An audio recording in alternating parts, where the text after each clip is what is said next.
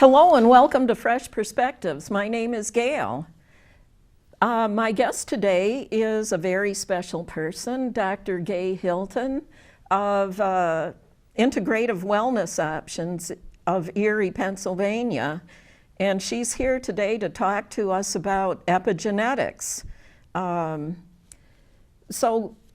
morning, well, I shouldn't say good morning because because this is shown in the afternoon and evening. But anyways, thank you for coming, especially since the weather is so bad this morning. Intermittent snow. Yeah, she came all the way up from Meadville, Pennsylvania, to do this program for us today. So we really appreciate that. And I'm very glad to be here, indeed.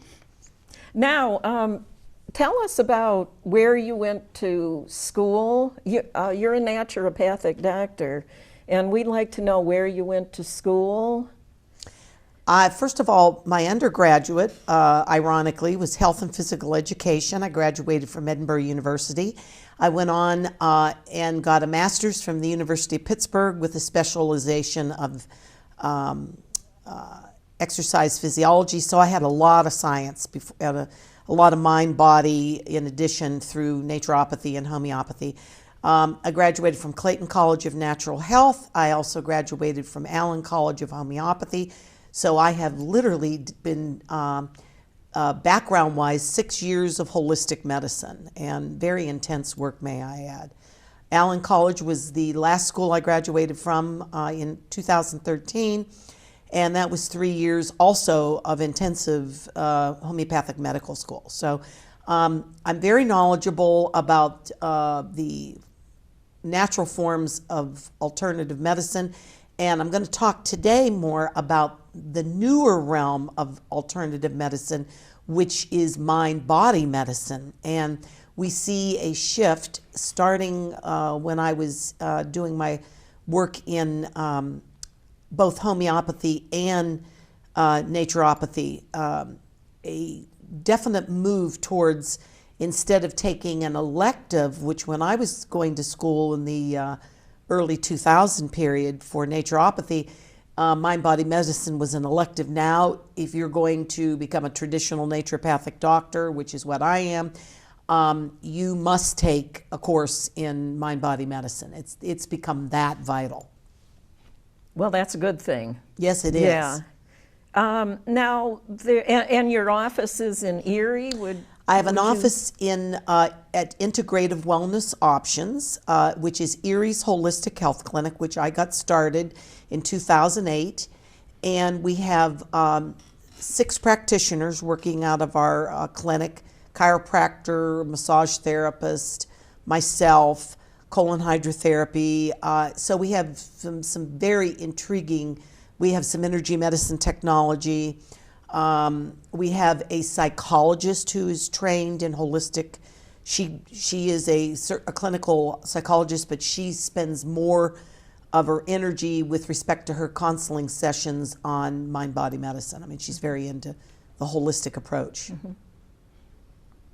Okay, now before we get started on this epigenetics, I'd like our viewing audience to know that there are better ways of getting diagnosed to find out what's wrong with you than the traditional, like colonoscopies, right? And exactly. All of those things that are so invasive. Glad you brought that up, Gail, because what I do, I use a form of needleless acupuncture in my methodologies of alternative medicine. And each practitioner uses their own techniques. And I use what they call applied kinesiology, which is where, in my case, I use points on the body, which I have you place your fingers on. And I muscle test those points. And these points are specific acupuncture points that they call acupoint alarms. So in other words, if there's an issue, it'll show up in the acupoint alarm before it actually will show up in the physical body. And that's because there's an interface of the physical and the neurological system. The neurological system expresses into the physical body, and the acupuncture system expresses into the neurological system, which is, of course, part of the physical body. So what I'm testing is essentially assessing energy flow through specific organs and glands. If the energy flow is not good in a specific organ or gland system, eventually that organ or gland begins to sputter and not work as well, and that's the onset of health issues and eventual disease. So it's vital that through this testing we can kind of pre-diagnose through the energy field. I diagnose energy imbalances rather than a physical imbalance, because what I do is when I see you have an energetic imbalance, say to your kidneys, your thyroid, or your colon, or your liver, I can give you a formula which is going to rebuild not only the function of that organ or gland that may not be getting the energy from the previous, because we're using the acupuncture system, which is kind of like a domino. One system affects the next. So if you're not getting energy from one system to the next, that system becomes weak. And then in turn, physiologically, it begins to sputter and you get issues. And eventually pathogens like virus, bacteria, fungus, parasites, heavy metals can become a part of the weakened function. So what I'm doing is kind of hitting it before it becomes a problem. And that's with the advantage of what kind of work I do. And then I also do classical homeopathy. There is a difference between those homeopathic blends that you can buy sometimes at stores that have a lot of different remedies in them. That to a classical homeopath is quackery, because we work with one specific remedy that matches the symptoms of the patient. And then a month to 8 weeks later, depending on the change in health, we give them another potency of the same remedy, or in some cases a new remedy. But usually we change potencies several times before we switch remedies. So we're very specific about classical homeopathy versus the other types. Now, I heard that there are some dangers involved in some of the medical testing. You said that you knew somebody that died as a result of something that went wrong during a colonoscopy. Yes. You have to be awfully careful about just getting invasive tests, that you're getting them in places where you know that the practitioners, the medical professionals, know what they're doing. In clinics with high regard would be what I'd recommend, because these things can happen. During a colonoscopy, somebody can clip something in the colon, which can then cause an infection and eventually become a major problem with the colon, and sepsis, sometimes infection of the blood, and the systems then get infected. But these things, it's always very, very important to realize that when you are getting any kind of invasive procedure, whether it's surgery or colonoscopy or whatever, that you're getting it done in a well-renowned hospital or clinic. Okay. I remember that when I went to you for a couple of appointments because I was having symptoms where I thought I had parasites, and you did the muscle testing on me, and you were able to tell me that my colon was healthy, and all it turned out to be was a stomach problem. I was just having trouble with digestion because I'd been under a lot of stress for quite a while at that time, and that's what it turned out to be. But you were able to tell me that otherwise I was healthy, so. Yes, and that's probably one of the best, if you're going to prognosticate as to whether someone's health is good or not. I'm not diagnosing medically, obviously, but I am diagnosing energetically, which is something allopathic or medical doctors don't do. Mm-hmm. And again, what I do is screen the energy field, which is pre-diagnostic, and it lets you know if there's weak links in the acupuncture system.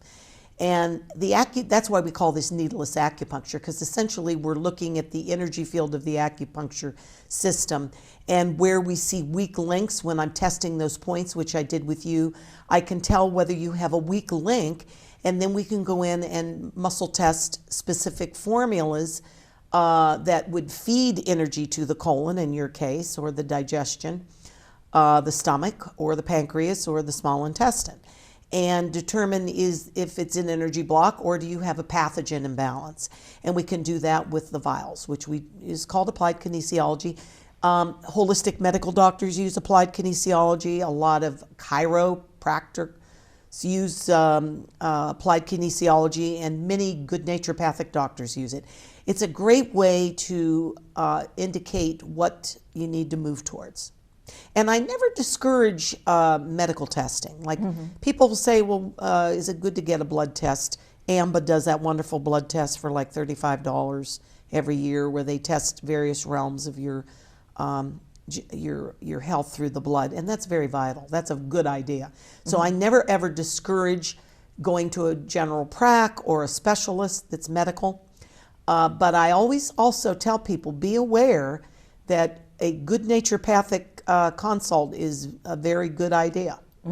Definitely. Especially if you're not a person that particularly wants to deal with medications and their side effects, because we as naturopaths use natural formulas that basically target specific organs and glands. The formulas that I use are only practitioner formulas. You have to be a practitioner to get them. And they specifically rebuild function of an organ or gland so that you don't have to be on a medication. And they work the same way a medication does. I've been to seminars that I have actually been a facilitator to, where there have been medical doctors that have kind of gone the holistic route, and they are using these same formulas and saying that, they do the same thing a drug would do without the side effects or any negative effects. Okay, now we'll get on to epigenetics in a moment, but I wanted to mention that I've been to some of your talks, because you come to talk at our Vegetarian Society dinners for us sometimes. And you've done a program for us on parasites. And I did kind of want to bring this up, that you said that there is a type of parasite called a fluke that causes a variety of different kinds of cancers in different parts of the body. Correct. What the problem with parasites are, they're considered by, unfortunately, most of the medical professionals, unless they're well-read, as a third world country problem, and they're anything but. In my particular practice, and I'm an expert in this, I've been flown out west to do programs on parasitic infections, and I've done a lot of, over my 17 years of being in practice, seen a lot of arthritis, seen a lot of MS, various conditions of gastrointestinal origin and whatnot directly related to parasite infections. Now, how do we get them? Walking barefoot on grass, eating meat that is not properly cooked, not soaking your fruit and vegetables for at least 20 minutes. You're picking up parasites. And if you have an animal in your house, you're picking up parasites typically. Does that mean everybody has them? No. But anybody that has any long-term chronic complaints should be screened, and that's part of my practice, is that I screen you for bacteria, parasites, heavy metals, fungus, and viruses to make sure that we're checking to see what may be behind the weak links. I have not been directly involved with cancer patients as a whole with parasites, but oftentimes when I'm screening a cancer patient, I will find a parasitic involvement. Does that mean that if you get rid of the parasites, you'll get rid of the cancer? Not necessarily. Depends on where, at what point you get it. But there is some very specific research that indicates parasites are involved in a specific fluke that affects the body and has been correlated very strongly with cancer. Not my research, but there is research out there. Okay. All right, we'll move along now to epigenetics. So you can go ahead and start telling us exactly how the mind-body connection works. And it's an intriguing connection. I think if you'd ask the average person, Do you think that the mind affects your health? 90% of us, I would guess, would say absolutely. We look at, for example, someone that gets cancer as an example, and they've been told they don't have long to live. Invariably, they're going to be very negative in their emotions. They're going to feel sorry for themselves. They're going to feel sorry for their family. And that is, energetically speaking, affecting their health at the cellular level. And Dr. Bruce Lipton, who formerly taught genetics at Stanford Medical School, found he's actually proven through quantum science, a direct connection of the genetics and how the thoughts you think, the food you eat, and the environment that surrounds us directly affect our cells. And he also found this genetic connection, and he basically found that the genes are not just going to be directing the same story over and over again, that they are also being affected by our thoughts. And that even future genetic, for example, grandchildren and children can be affected by the thoughts of the family, the grandparents. In other words, the genes are affected by your thoughts, your environment, and the food you eat. And that carries on. But it's not a status thing, that it's always going to remain the same. And what he has found is that when we change the environment, when we change our thoughts, and when we change our food to eat very healthy and organic, that our health makes a dramatic change along with it. And that the switch is more the thoughts than anything else. And that when your mind becomes happy, and for example, you're in a wonderful relationship, whether it be a boyfriend, a girlfriend, a family member, or whatever, and you're in what we call happy mode, that the genes reflect that. And I think this is a tremendous thing for us to realize, because maybe even as a naturopath and as a homeopath, I am, as we go on into the future, and I'm already in that mode now based on the newest research of epigenetics, that we really should be concentrating more on, when we muscle test, the happy quotient. How happy are you? And if you have negative experiences in your life, how are you coping with those negative experiences? We all have ups and downs. But if we look at the downs as growth, and that maybe we had to go through this in order to evolve to a higher level, that's where we should be focusing on.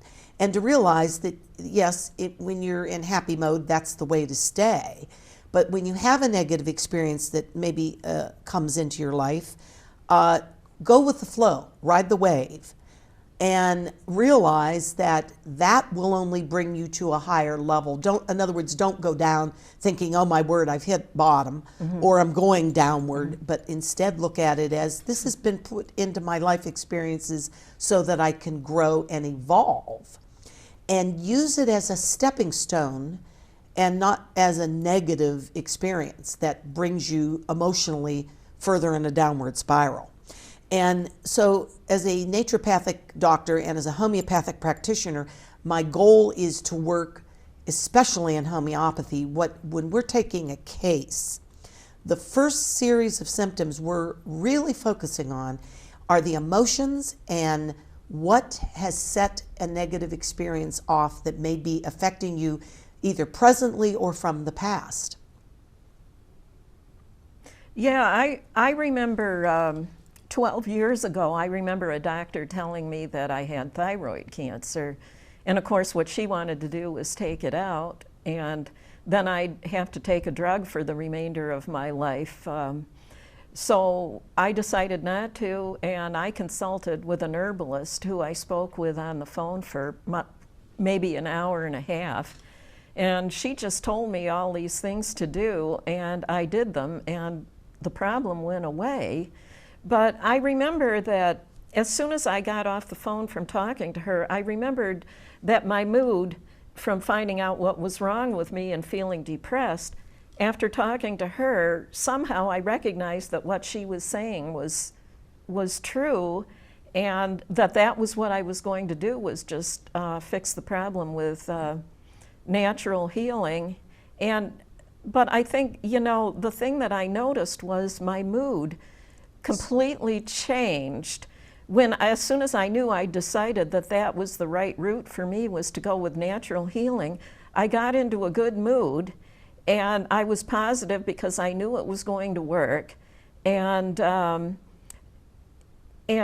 I actually, by doing these things that didn't make me sicker than I already was, like a lot of medical treatments for cancer, I remember that I actually enjoyed the process of all these things I'd been told to do. That was when I switched from being just vegetarian to being vegan, and I actually only ate raw plant foods for the first couple of months to jumpstart the healing process. And I had poultices of activated charcoal and green clay that I wore on my neck all night in bed every night. And I took concentrated amounts of something from shiitake mushrooms that I was told would travel through my body, and when it found some abnormal cells, it would go to work to change the DNA of those cells back into normal cells. And I remember I actually enjoyed that year, that healing process, and actually by the time a month had gone by, I actually had more energy than I ever had in my entire life. So I know that having a positive attitude was a big help, and that helped me to do what I had to do to heal myself. That's an excellent story, and we see that if you go online, anybody that doesn't believe that cancer can be overcome, and they're told that, should get online or do some research, because there have been literally many cases of cancer that even in the stage 4 part have been reversed. And a lot of it is mind. And we're now being told by Bruce Lipton's works that it is the mind that is the turnkey that switches, and being told that instead of being a victim of a condition, whether it's cancer or whatever, in your case, it was a cancer that you said, I'm beating this, and your mind was set on... And I'm not giving up the gland that is affected. Exactly. Yeah. And what a huge difference that has made. And I remember you telling me that story, which I was exceedingly impressed with, because you don't hear those stories very often. Oftentimes, I get a cancer patient, by the time they've done the chemo, their health is down to next to nil. And I remember one cancer patient who had had many bouts of chemotherapy and was on her way out, literally, near death, came to see me. And I remember the palms of her hands, the skin was coming off the palms of her hands. Ooh. We had to help her up onto the table. She weighed 99 pounds. I mean, this is not the route that I would ever recommend someone to go. But I also tell people, just like you have a belief in natural therapies, if someone does not believe in natural therapies and they're sold on chemotherapy or radiation or surgery, they should go that route. And that might sound strange, but your belief system, just as your belief system was very strong for believing in the alternative, if you don't believe in the alternative, it probably isn't going to work for you. Where if you believe in something, it makes your vital life force just zoom. So it's very vital that whatever you decide to do, that you really believe in what you're doing, and it will always be successful as a consequence. That's why there are success cases in medicinal drugs as opposed to herbs, because the person maybe that goes in the alternative route doesn't really believe it. So it all centers around your belief system. And I wrote a book, which is also an audiobook and also a Kindle book, called Good Vibes, Bad Vibes. And I spent years of my 25, 30 years of background in holistic medicine to put this together, using Deepak Chopra's works, Neil Donald Walsh's works, Richard Gerber's works, who is an MD, as is Deepak Chopra, in energy medicine. These guys were like pioneers in the field of mind-body medicine that we're now seeing this tremendous shift towards. They were saying this stuff back in the 70s and the 80s. Well, I know just to listen to Deepak Chopra talk makes you feel better. Exactly. There's just something about him, you know, that what he's saying is true. And honestly, I can just sit and listen to him and feel 100% better after listening to him do a lecture. You know, and his voice is so beautiful too. You know, it's so soothing and everything. And I have had connections over the years with people that are practitioners that are colleagues of mine that have been on stage with him and also spoken, and they've said the same thing, that he's just got a tremendous mind. But the beautiful part about Richard Gerber's works and Deepak Chopra's works, Neil Donald Walsh's works, and there's been many quantum people that have gone into the quantum research and looked at the research and studied it. It's there. I mean, it's no longer a theory. It is well known in scientific, especially quantum physics, that the mind directs everything. So what you put into that mind and what you direct out of it is either going to help you be successful in your business, in your health, in your relationships, or it's not going to be. And it depends on who you hang around with too. If you're hanging around with negative people or people that are putting you into a state of emotional upset all the time, that directly affects your mind, which affects your health. And in my Good Vibes, Bad Vibes, I actually take you through the processes of how this all works and how the focus of the power of intention is essentially what switches the switch, as we call it. Turns the switch on or turns the switch off to the energy that then propels you in the direction of success, health, relationships, emotions, work, whatever.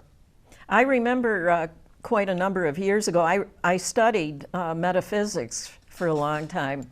And I remember my teacher saying that it has, whether or not you're going to get well, he actually said that depends a lot on whether or not, he actually said to actually believe that you already are perfectly healthy. And he says, because if you don't believe that you are already healthy, then you'll have difficulty recovering from what's wrong with you. And this is exactly, and I'm so glad you brought this point up, Gail, it's exactly what I hear from patients coming into the office, that they have gone to medical doctors who have it's just channel vision. Mm-hmm. You know, they learn what they've learned in med school, mm-hmm. which, by the way, has absolutely nothing to do with the energy field. So they're not really trained to understand or comprehend what someone that has studied quantum physics and has studied the mind-body aspect of medicine has. Some of them have moved in that direction, and when they do come back with, oh, you know, this does make sense. In other words, when you have a patient, don't give them the gloom of doom. Let them feel that they have a way of, as you say, the power of belief and the power of intention is what flips the switch. Mm-hmm. And another thing my teacher said was not to let other people talk to you, complain to you about their problems, because you're actually, whenever you are giving attention to anything, you're adding the creative energy of the universe. Absolutely, absolutely. And the biggest problem, and this is what I mentioned about relationships, you hear a lot about divorces, as we well know, mm-hmm. And sometimes the second marriage is no better than the first, because the issues typically are you're picking the same type of people over again. That's the same thing my teacher yes. said, was that's why people aren't able to, they try mate after mate after mate, you know, and they all just turn out to be just as bad as the one before. And he says it's because that's what you attract to yourself. And that's based on how you think. So I always say, if you're going to be in a wonderful relationship, you must think a lot alike. It doesn't mean you have to have, one of you might be a Democrat, one of you might be a Republican. You might have completely different philosophies about many different things. But if you think a lot alike, that helps, because then you can understand and comprehend each other, and you're accepting of each other's experiences and grow from each other. And whether it's just good friends or a marital relationship or a relationship that's not marital, it still is important that you spend time with people that make you feel good about yourself, and they feel good about you, because that's going to be a relationship that's going to grow and flower. And again, it's really, really vital that you keep with positive people, because you're absolutely right. You've heard of the psychic vampires, people that literally drain your energy right out of you emotionally, and we've all been around those kind of people, and we know that that's not the kind of people we want to spend our energy with.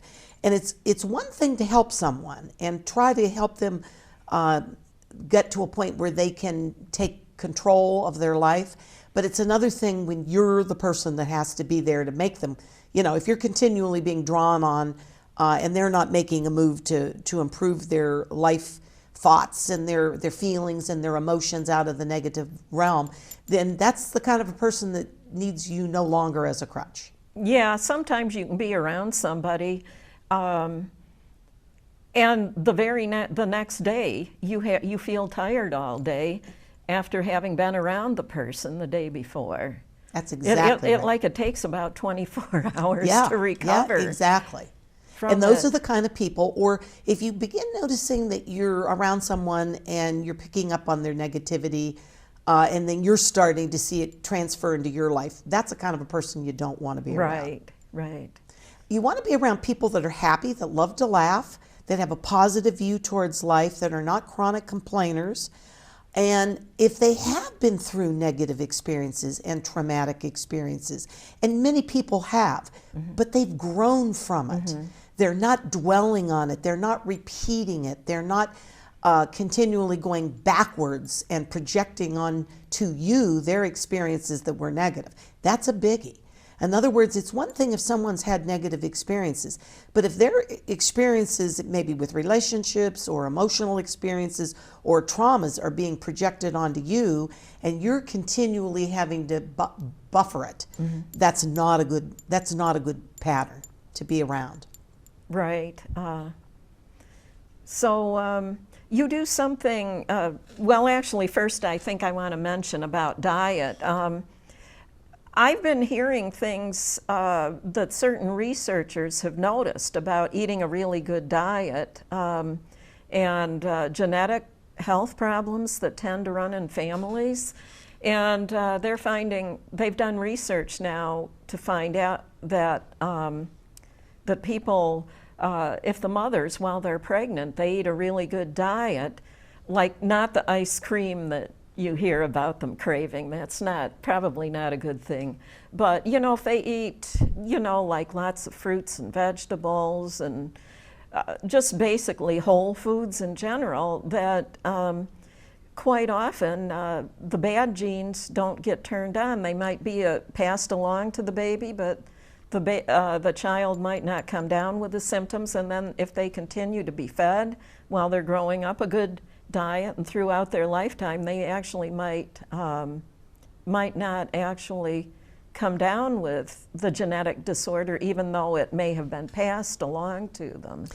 Exactly. And this is what we're talking about Lipton's works. I'm glad you brought this up, because I had mentioned it earlier about the food we eat. And the more raw food that we eat, because it's loaded with enzymes as opposed to processed or overcooked, that's why juicing is so vital. I mean, you'll notice when you begin juicing, your thought processes are much sharper, more acute. And if you stay on a diet that's more raw, in other words, if you do blanch your fruit and your vegetables, and even some of your fruits that you might want to heat up, don't overcook them, because you kill the enzymes in them. Absolutely do not ever use a microwave. I cannot say that enough. I told my husband when we were first married, I said, I'd been hearing bad things even way back then, all those years ago, about microwaves, and I said, don't ever buy me one, because I won't use it. when you nuke your food, you kill all the vital aspects of it. You've killed all the enzymes. There's nothing left now but dead food. And that's essentially what it is. And you'll also notice the taste of the food is different. When you nuke, you have no flavor. So a gas stove would be best if you're going to choose a type of cooking, or crock pot, slow cooking. Electric's okay, but the best way would be gas over gas, slow cooking over gas, or a crock pot. But again, organic definitively over anything else. I hear, these people that are ADA, registered dietitians, RDAs, and they'll say, there's no truth to all that. And that's complete bunk. It's because that's the way they're educated, and they don't understand that enzymes are very vital. And even beets, which have a great amount of nitric in it, and that's a wonderful thing that's a new realm that people are moving into. That's very healthy. And if you can begin to eat more raw beet juice with other things, yeah, it does raise the blood sugars. It has a higher glycemic index, but it doesn't load the sugar the way you would think it would. That's the difference between organic and organic is going to be absolutely have no pesticides or herbicides in it, and it won't raise blood sugars because it'll level off. Even though it's higher, some of the organic foods have high glycemic index, pineapple and beets and that type thing, but they're good for you, and they don't load the sugar into the body quickly like processed foods do. Well, I know from my experience of having eaten almost completely raw foods at times, and it's easy to do in the summer, you get this most amazing energy. I mean, you don't need to sleep as much, and you just don't get tired very easily. And I remember, when eating mostly raw foods, my body took on a sensation of being extra clean.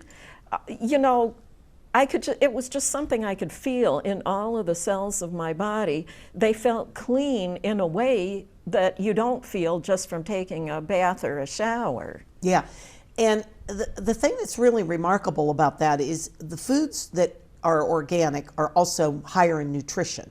And that's something that a lot of people don't realize, that they'll say, well, what's the difference? I'm paying all this extra money. Well, the nutrient value of organic food is much higher.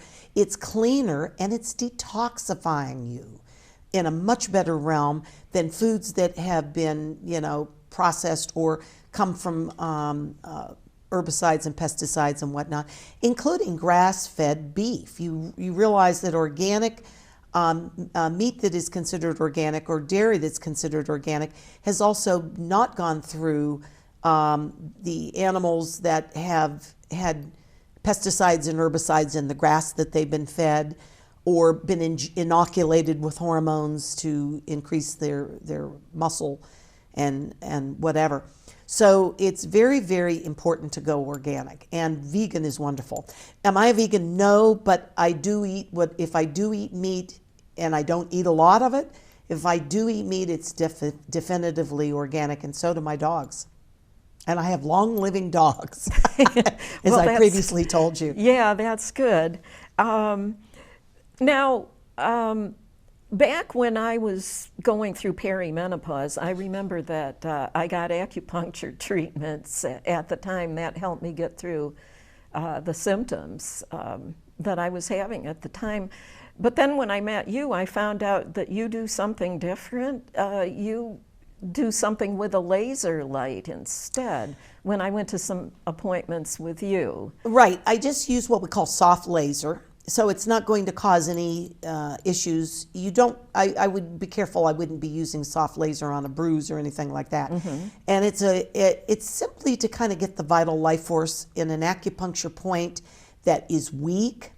That's kind of like, you do that by opening up the energy. Yeah, you're opening the up energy the channel. meridians. The same way a needle would. Only laser acupuncture is becoming more popular. They're even using, believe it or not, essential oils on an acupuncture point that opens up a channel. Really? So this is all different forms of needleless acupuncture. I use acupoint nutrition, which means I'm checking the point. If it's weak, I'm checking to see what vial with a specific formula that will feed energy to that organ or gland is going to open that channel. And people will say, well, how does this work? Because we're literally using an energy field that is surrounding that glass vial that contains that formula that matches or doesn't match. And if it matches, it's going to send energy through there. In other words, it's like versus like wants like. And it opens up the channel, and it's all energy. And it's hard for some people to believe. But here's an example. I had a gentleman on my table a couple days ago that's a muscle bodybuilder, big guy. Mm-hmm. He goes 320, big, huge arms and shoulder muscles. And when I was muscle testing him, I said, now you'll go weak if I give you something you don't need. Mm-hmm. And you'll go strong in your arm if you are given something your body needs. And at the end, he said, I couldn't believe this. He said, I went completely weak when you gave me things that apparently I didn't need. And I said, exactly right. And now we're talking a big muscle-bound guy that could easily resist a small tap on the arm, which is exactly what I do when I'm testing. All you do is kind of bringing a little bit of slight pressure on the side of the wrist, and you'll feel the forearm lock right up. It's not the hand moving, it's the forearm stiffening up, the muscles tighten.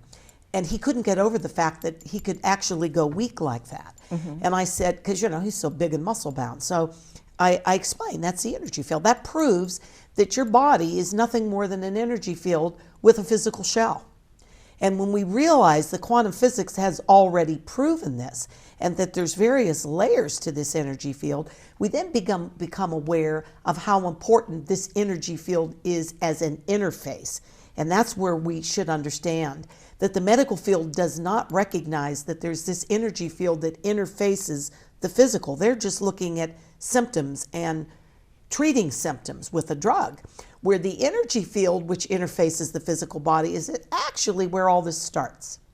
Right. Well, I remember that's even with thoughts too, because absolutely. I remember you demonstrating on a man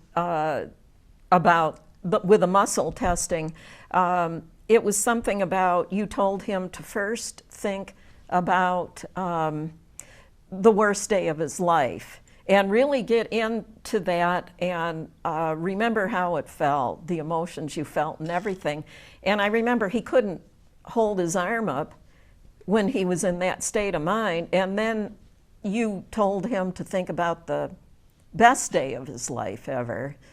And so he got into that state of mind where he was remembering in his mind something really, really good that happened to him one time. Then his arm was strong, I remember, and you couldn't push it down. Exactly. And I'm so glad you brought that up, because that is another example of the thought processes and how it affects our body energetically speaking. Now, we also have machines that can actually track energy through the organs and glands, and that's energy medicine technology. Mm-hmm. And that's vital too, because that can actually prove that there is this energy field that quantum physics has already proven. It's not a subject that a medical professional would say, well, how could you prove it? Well, they've already proven it. There's no question about the fact. There's an acupuncture system. It's 5,000 years old. Now, the interesting thing about it is that these channels can now be traced. They use different technologies to be able to actually see the acupuncture meridians, which carry the channels, and the energy that flows through them is now being mapped again, and it's identical to the maps that were made 5,000 years ago. So we know these exist, and the thoughts are what literally create that vitality in the body, that energy then goes through those meridians, either stronger or weaker. And as you get into negative thoughts, that energy becomes weak. If you're a tennis player and you have a bad game and you've made some bad shots and you continue to play and you're continually making bad shots, your mind is what's directly affecting that aren't racket in your hand. And you're not allowing the flow. You're not in the zone, as we say. Same thing in golf. I'm a tennis player and a golfer, and I can tell you, you get into a negative zone or a negative way of thinking, your next couple shots are going to reflect that. Glad you brought that up. Yeah, it's a pretty interesting subject. Now, there's something about wearing natural fibers that's really important too. A lot of people, it kind of makes me mad because I know a lot of companies now have gone back to polyester clothing. I remember back in the 70s and 80s and like that, we were on such a move towards natural fibers and they were better for you. Now, explain, there's something about electrical energy in your body that is affected by the fibers that you wear. Absolutely. Very good point. Polyester, we laugh and say heavily into polyester as we are now. You know, the tights and the leggings and everything are just totally polyester. It definitively affects your electrical system of your body. The energy field is short-circuited to some extent. Now, you can also get all cotton or linen or silk.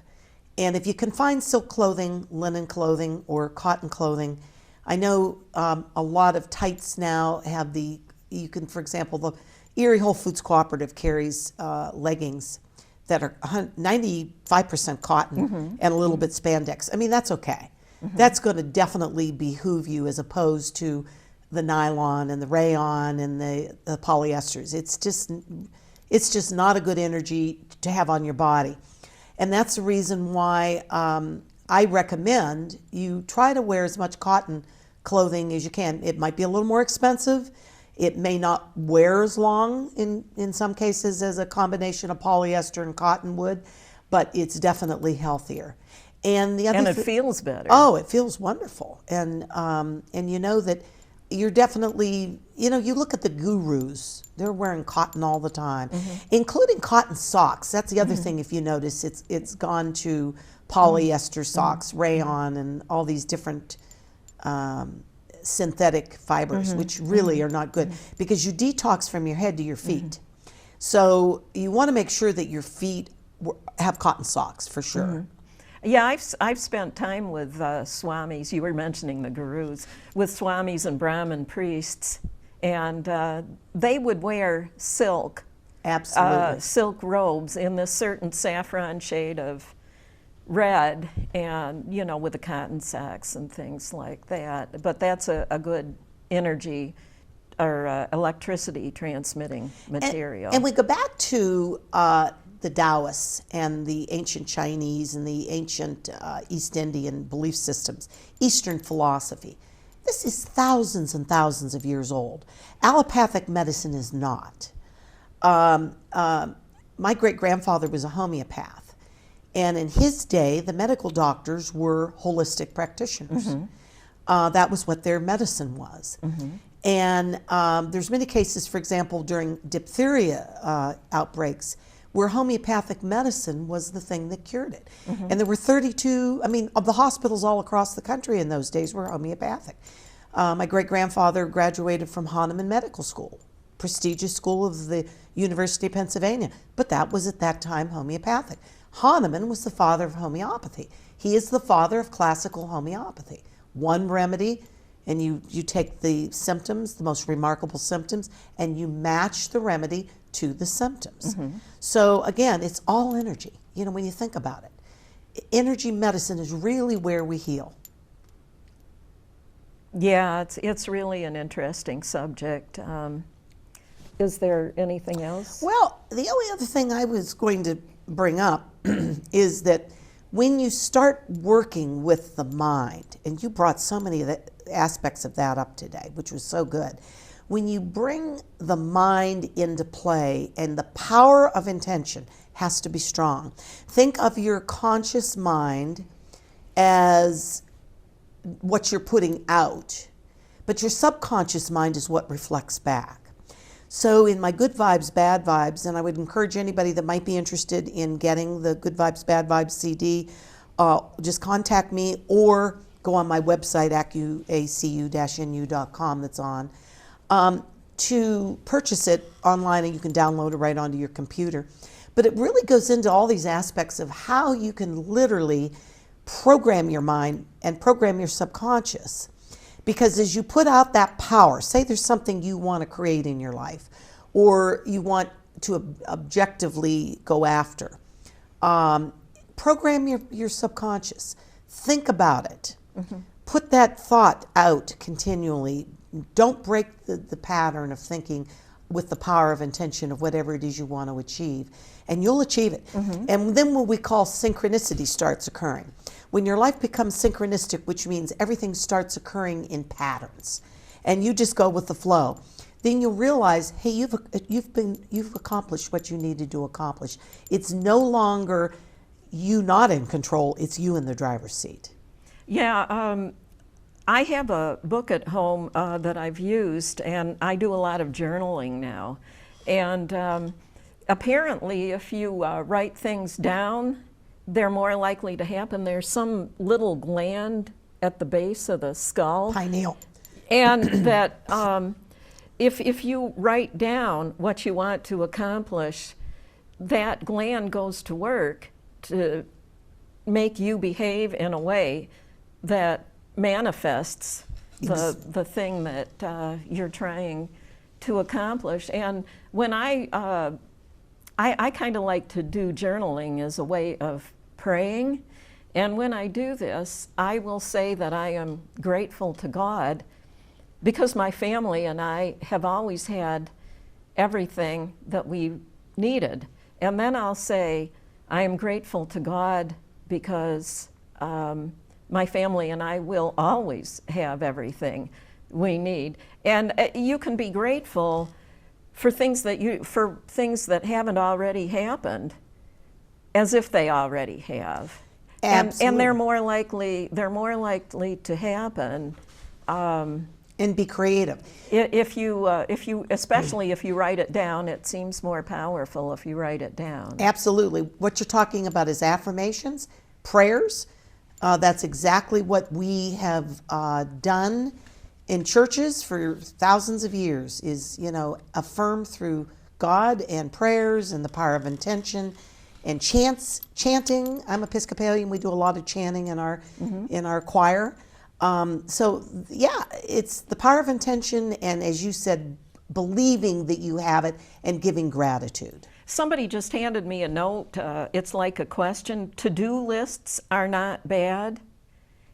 I guess he means when you write down a list, like, yes. Is that what you mean, a list of things that yes. You want to accomplish throughout the day? Yes, that's and a great idea. I do that a lot at home Great myself. idea. I'll write down work lists, and I'm more likely to accomplish everything I want to accomplish during the course of a day if I have written the list of what I want to accomplish down, and then as I complete each one, I cross it out. And when I do that, I always accomplish everything on the list, but when I don't have a list, I usually don't accomplish everything I wanted to get done that day. Again, it's the power of intention and affirmation that you're going to get this done, then you're going to get this done, and it's a great way of organizing the mind in sequence, so that you're getting things done one thing at a time instead of 10 things at once. Yeah, and you're moving along from one exactly in chore sequence to the other, or whatever you want to call those things you want to do. But you might not, if you don't have them written down, you might not think of them. And you move right along. You don't have that tendency to stop and sit down and waste time or something like that if you've got the list. Many people with attention deficit would definitely benefit by that technique. It's a wonderful way to keep your mind focused, and focused, again, with the power of intention. But you brought up a couple wonderful points, and again, I want to repeat those. The power of intention is important. The power of belief is even more important, because if you have the power of intention but you don't believe that what you're intending is going to occur, just like you said about the diagnosis of the thyroid cancer, you believed beyond a shadow of a doubt that that alternative therapy was going to work for you. Consequently, you manifested healing. and then you give gratitude for it. And the gratitude is also vitally important, because the gratitude is also what just makes that all iron out to actually be creative and occur. And if you don't give thanks and you don't have gratitude, that's kind of like you're saying to God, which dwells within you, that you're not happy that God answered your prayers. And you can look back on the problems you've had over the course of your life too. And when you realize that, like in my life, certain problems that I had actually led to the better things in my life. And you can look back also on the problems that you've had as having been blessings in disguise. Absolutely, and that's what I mentioned earlier too, that look at all your life experiences. And Deepak Chopra brings this up. He said, if you have a list of all the wonderful things that have happened to you and all the bad things that have happened to you, they're going to be even. And you're going to find that the things that happened good that came out of the bad experiences are even with the bad experiences that came out of the good. So in other words, you might buy a beautiful brand new car and have an accident. Yeah. Or you may have had an accident and get a beautiful brand new car that changes your view of how you feel about yourself. So you have to look at everything as out of good comes bad and out of bad comes good.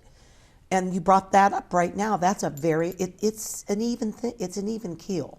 So you're gonna actually learn probably more when everything in your life is on a more positive mode, because you're not going to have as many negative experiences.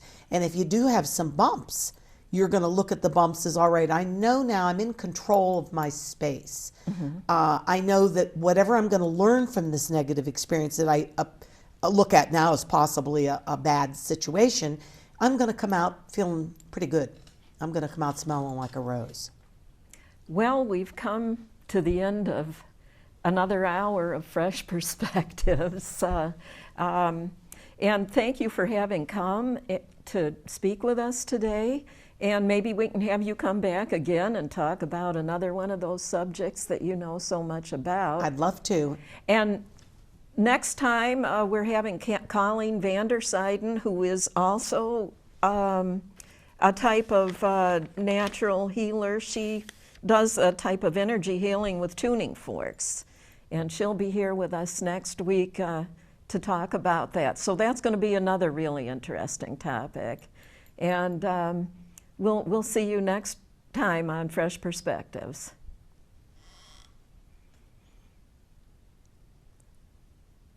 Now